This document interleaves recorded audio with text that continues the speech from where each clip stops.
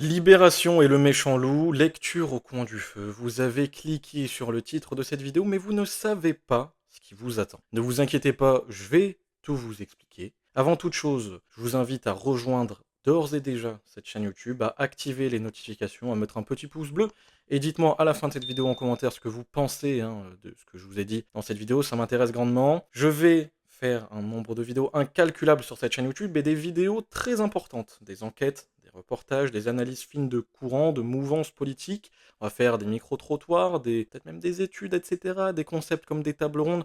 En tout cas, pour ces concepts-là, il me faut des moyens. Il me faut du matériel que je n'ai manifestement pas. Et c'est pour cela que je fais appel à vous, à votre bonté, à votre générosité. J'ai ouvert une cagnotte Tipeee que je vous mets dans la description. Si vous voulez me soutenir par le moindre euro dont vous disposez, sachez que chaque euro est le bienvenu et chaque euro m'aide grandement. Libération m'a présenté dans son article, je pense qu'on va faire pareil. Je vais vous présenter ce qu'est Libération, qu'est-ce que c'est que ce machin. Libération, c'est simple. C'est un média censé contrebalancer la mouvance médiatique bourgeoise parisienne, lancée en 73 par des gens comme notre Jean-Paul Coucou. Sartre national, mais aussi Hein? Serge July. On va parler de ces deux personnages puisque c'est assez intéressant. Serge July, antisémite notoire et négationniste. Ça commence super bien. Il a été condamné par la 17e chambre du tribunal de Paris à la suite de la plainte de la Ligue contre le racisme et l'antisémitisme pour avoir publié un courrier des lecteurs en 82, une lettre ouvertement antisémite.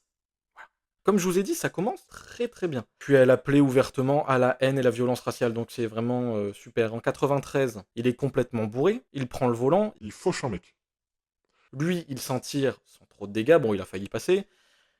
Par contre, je tiens à vous rassurer, la personne en face est décédée, je crois, sur le coup, donc elle n'a pas beaucoup souffert. Et là, vous allez me dire, il a été condamné, il a arrêté les médias. Non, puisque 6 ans après, je crois, il a repris finalement les médias, sans même s'être excusé. Donc c'est génial. Jean-Paul Sartre maintenant. Jean-Paul Sartre, on le connaît si bien, mais est-ce que vous savez qu'il est pédophile?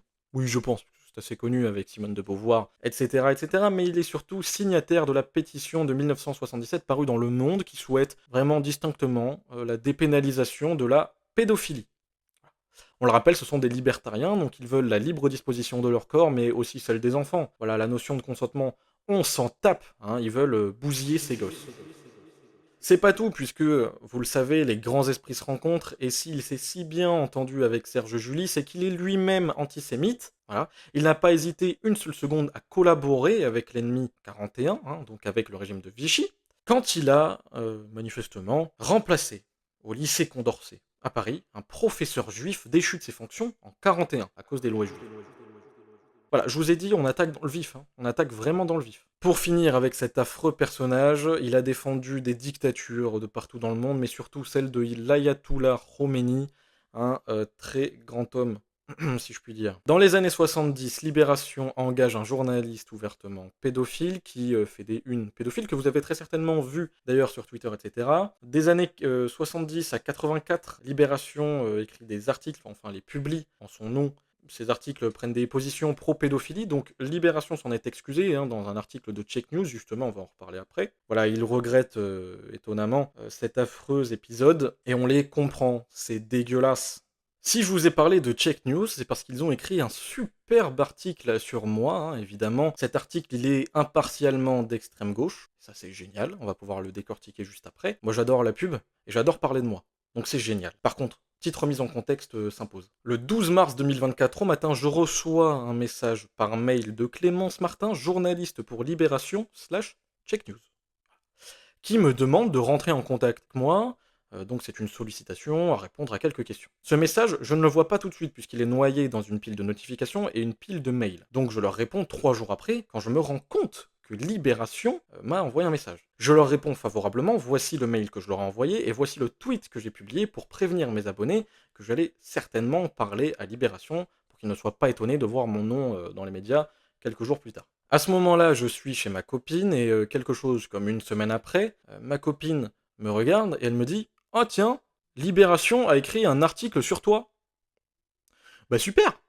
En tout cas, l'intégrité journalistique, elle est super, puisque je n'ai absolument pas été prévenu de la parution de ce torchon médiatique, qu'on va décortiquer juste là. D'ailleurs, j'ai hésité pour la petite anecdote à écrire cette vidéo en l'appelant Libération et le fasciste débonnaire, le mariage forcé. Mais je me suis dit que c'était un peu trop tendancieux, je suis resté sur ce titre. Vous allez voir, hein, vous allez en apprendre des vertes et des pas mûres, j'en ai appris sur moi-même. C'est ça qui est fou, des choses que je ne savais même pas. Vous allez surtout en apprendre des pas mûres. C'est ça qui est cool. Mais on va décortiquer ça et puis on va s'amuser. L'article commence avec un superbe titre, ouvrez les guillemets. Un élève de terminale a-t-il réellement été renvoyé de son lycée pour ses idées politiques, entre parenthèses, d'extrême droite, point d'interrogation.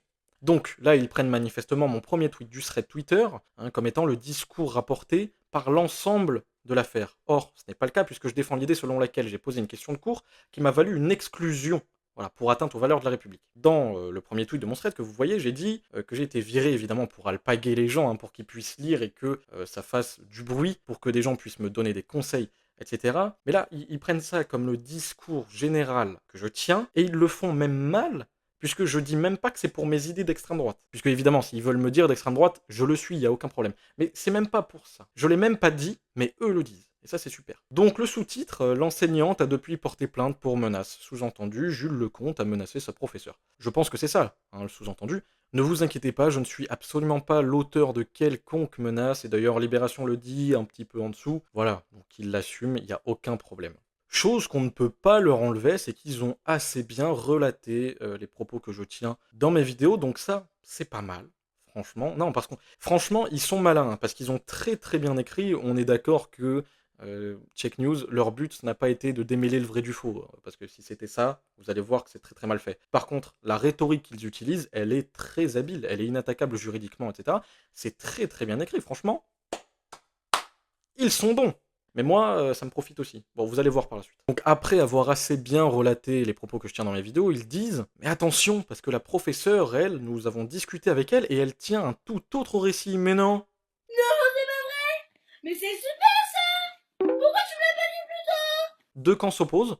Il y a ce qu'on appelle un conflit. Ben oui, il y a plusieurs visions, c'est normal. Voilà, elle aussi, elle a le droit de se défendre, qu'elle soit coupable ou pas, elle a le droit de se défendre, c'est normal. Donc elle a une autre vision. Génial, là, ils nous apprennent rien jusque-là. Ouvrez les guillemets, parce que, attention, attention, attention, ils ont voulu démontrer que je n'ai pas été exclu de cours pour les raisons que j'énonce dans mes vidéos. Attention, ouvrez les guillemets, il dormait en cours, était absentéiste. Fermez les guillemets. Alors, que ce soit vrai ou pas, où est le rapport avec mon histoire? Aucun. Mais au-delà de ça, c'est hyper malhonnête de leur part. Et je pense que le lycée, quand ils ont répondu à Libération, s'ils l'ont fait, ils ont dû dire au moins, ils ont dû le prononcer, que je suis suivi depuis plusieurs années, depuis mon entrée dans ce lycée, par l'équipe médicale du lycée pour des problèmes de santé qui m'ont même valu un redoublement en seconde, puisque je n'ai pas pu assurer ma présence dans la plupart des cours de l'année, alors que j'avais sauté une classe juste avant. Donc, si vous voulez, à cause de mes problèmes de santé, ma scolarité a été un énorme cafouillis, ça, ils le disent pas. Parce que, évidemment, être absent en cours, ça ne m'amuse pas du tout, si vous voulez. Mais il y a des fois, en fait, je peux pas faire autrement. Comme l'année dernière, où j'ai été absent quasiment 3 semaines, je crois, puisque j'étais à l'hôpital, hospitalisé. Et puis, pendant cette période, il y a deux profs, ma prof d'SVT et ma prof de français, qui sont, par contre, elles, des femmes géniales, et je les remercierai toute ma vie. Elles sont venues plusieurs fois me voir, me demander si j'avais besoin de quoi que ce soit. Elles m'ont ramené de la nourriture, des livres, des crayons, des stylos.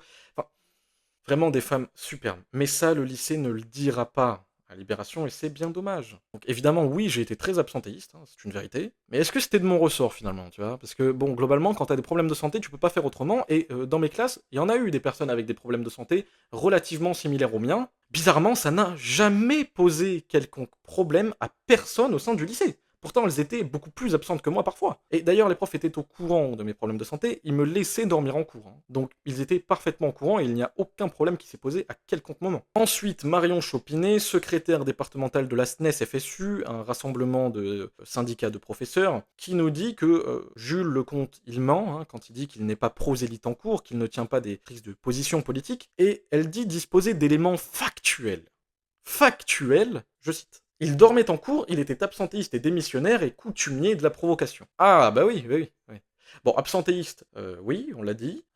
Elle a dit quoi? Démissionnaire. Bah évidemment, j'ai démissionné à la suite de cette affaire. Une fois, du coup, tu peux pas démissionner 3-4 fois. Mais au-delà de ça, coutumier de la provocation. Ça, c'est intéressant, puisque elle rapporte que j'ai interrompu, dérangé une intervention sur l'égalité homme-femme une fois dans un cours. J'ai comme l'impression que c'est le principe d'un débat organisé. Donc on avait un exercice de débat, évidemment que j'interviens, je crois pouvoir disposer de mes libertés fondamentales que sont la liberté d'expression, surtout quand on nous demande de le faire.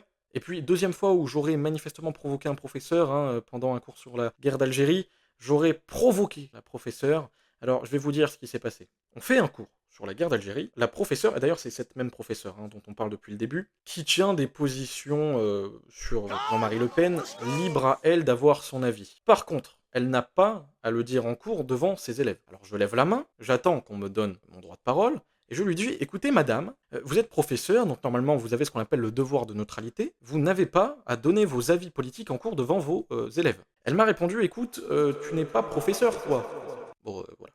Ça s'est arrêté là, hein, évidemment. Et croyez-moi, je n'ai pas toujours été d'accord avec l'enseignement qu'on nous apportait, mais évidemment non, je suis pas du genre à lever la main et insulter les profs parce qu'ils disent n'importe quoi. Mais là, ça devient intéressant parce que cette même Madame Chopinet nous dit que le rapport d'incident ne figure pas dans le dossier de l'élève. Bah, c'est marrant parce que c'est exactement le contraire de ce que dit le ministère de l'Éducation nationale sur Internet, puisqu'ils disent que les établissements scolaires gardent ces punitions-là, hein, ces sanctions pendant 10 ans, et que ça figure dans le dossier de l'élève jusqu'à la fin du cycle secondaire. Donc pour le coup, si, en fait. J'ai eu raison de le dire. Ou alors le ministère de l'Éducation nationale ment, mais je pense pas que ce serait à son avantage. Par contre, ce qu'il n'indique absolument pas, c'est que moi je relève le caractère injuste et illégal de cette sanction. Et le mot illégal, vous allez voir, on va y revenir bientôt. Selon le syndicat, le double syndicat SNES-FSU, la direction de mon lycée aurait apporté un signalement au rectorat pour possible radicalisation d'un élève.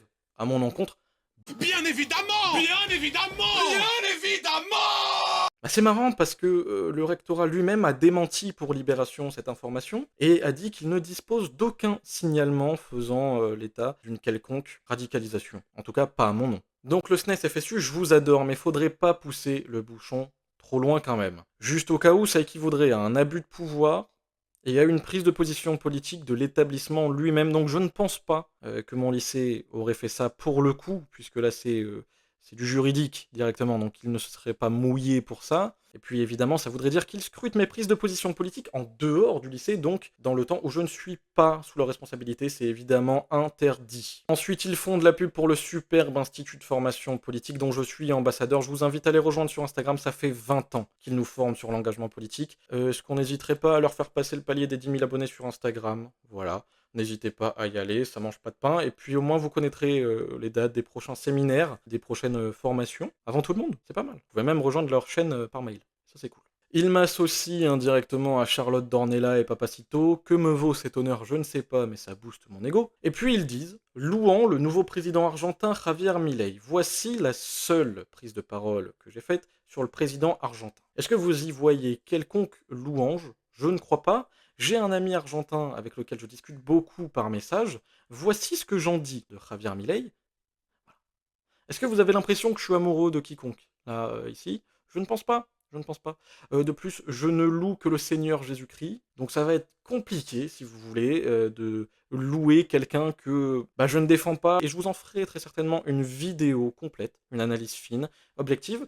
Et vous me le dites hein, si ça vous intéresse en commentaire. Ça peut être pas mal. C'est un projet qui peut aboutir. La professeure aurait porté plainte encore et toujours selon le SNES FSU hein, pour menaces et intimidation sur les réseaux sociaux. Mais comme je vous l'ai dit, pas contre moi, contre X. J'ai une question hein, qui me trotte depuis le début. Je n'ai pas donné l'identité de cette professeure, pas donné le nom du lycée, ni de la région dans laquelle j'étudie, ni les régions que je fréquente au quotidien. Comment les gens ont pu trouver cette professeure sur les réseaux sociaux? J'ai ma théorie, mais je vous laisse vous faire la vôtre, que vous m'indiquerez dans les commentaires. C'est intéressant.